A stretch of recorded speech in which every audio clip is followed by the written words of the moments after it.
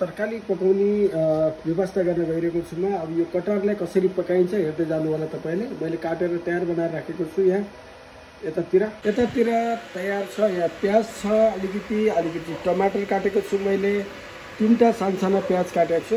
यो 3टा सानसाना प्याज काटेर यसरी ट्याक्क बनाएर राखेको छु भने यहाँ 3टा यो गोलभेडा पनि काटेर राखेको छु अथवा टमाटर। यहाँ अलिकति लसुन छ, हरियो खुर्सानी छ, यहाँ चाहिँ जिन्जर पनि छ, अलिकति यो अदुवा पनि यहाँ मैले अलिकति राखेको छु। यो यति चिज चाहिँ मैले तयार गरिसकेको छु। अब हेर्दै जाउँ के हुन्छ। एक सिट्ठी पकाउनको निमित्त मैले यहाँ चाहिँ कुकरमा बसालिसकेको छु। पानी हालेर त्यसलाई चाहिँ एक सिटी लगाइदिन्छ, त्यसलाई बोइल गर्छु मैले अथवा त्यसलाई उमाल्छु। त्यसरी एक सिटी लागिसक्यो हाम्रो यो। अब म यो एक सिटीलाई इन्डक्सनबाट बन्द गरिदिन्छु। मसला जति यो सिलौटमा पिसियो त्यति नै चाहिँ हुन्छ। त्यस कारणले चाहिँ म मसलालाई यो हरियो रातो खुर्सानी, यो रातो खुर्सानी घरमै बनाएको रातो खुर्सानी हो। यो चाहिँ एकदम अर्ग्यानिक रातो खुर्सानी हो। यो कुनै किनेर ल्याएको रातो खुर्सानी होइन। तसर्थ मैले यहाँ केही रातो खुर्सानी यहाँ प्रयोग गरिरहेको छु। यसरी जिरा, धनिया, रातो खुर्सानी, लसुन र सानो जिन्जरको टुक्रा, जिन्जर के भन्छन् त्यसलाई, जिन्जरको सानो टुक्रा लिएर त्यसलाई चाहिँ हामीले यसरी पिस्न चाहिँ पर्छ।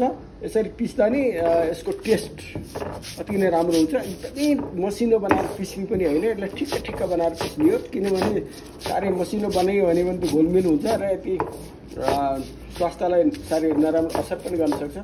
तसर्थ चाहिँ पिस्दाखेरि साह्रै सानो पनि नहोस्, साह्रै ठुलो पनि नहोस्। शुद्ध चितवनको तोरीको तेल, यो शुद्ध तोरीको तेल र यो माटे कराई भन्छन् यसलाई, माटे कराईमा बनाउनु गइरहेको छु म। किनभने नेपाली टेस्ट माटे कराईमा जति राम्रो हुन्छ त्यो अरू कराईमा चाहिँ हुँदैन। सेतो रातो देखाएर मात्रै हुँदैन, टेस्ट र डेलिसियस हुन्छ र हाइजेनिक पनि हुन्छ। तेल भएको हुनाले यसरी खारिलो चाहिँ पर्छ, विचार गर्नु होला।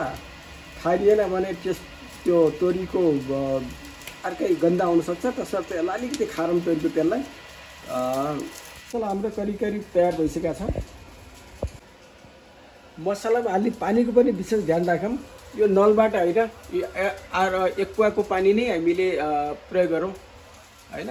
यो पानी प्रयोग गर्दाखेरि हामीलाई अलि राम्रो पनि हुन्छ, स्वास्थ्यकर पनि हुन्छ। पानी त हाल्ने हो भनेर जुन पायो त्यही यस्तो नलहरूको पानी चाहिँ हामीले नहालौँ, फिल्टरै पानी हामीले हालौँ। अब यसलाई हल्का चाहिँ फ्राई गर्नुपर्छ साथी।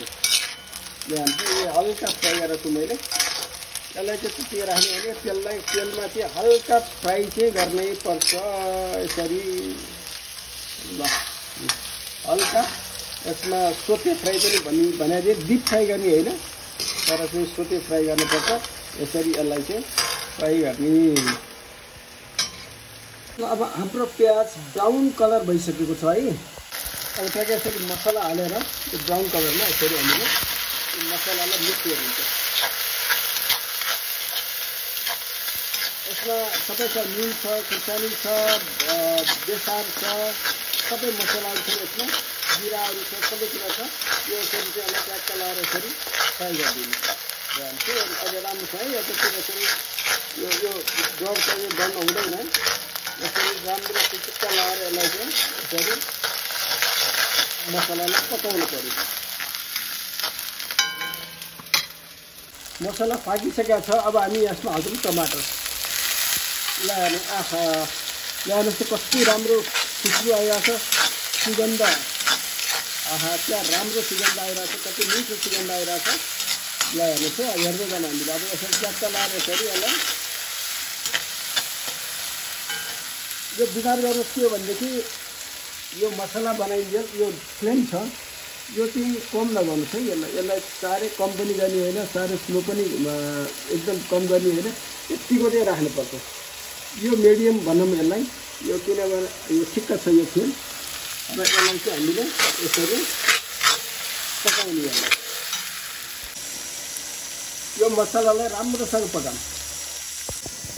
मसला अब हाम्रो यो कन्डिसनमा पुगिसकेको छ। प्याज पनि